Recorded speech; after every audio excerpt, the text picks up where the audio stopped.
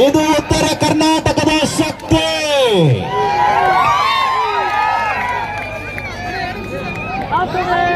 ಕೊನೆ 2 ನಿಮಿಷ. Third right, decide right. Super long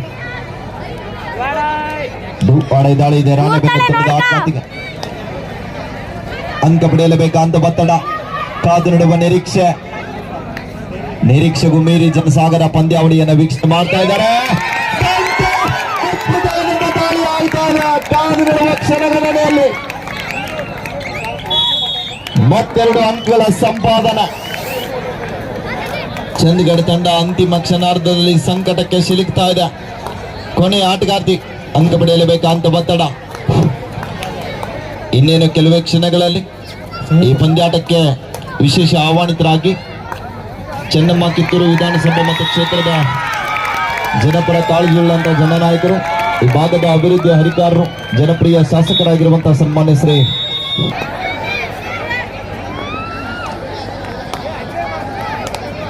ಪಂದ್ಯ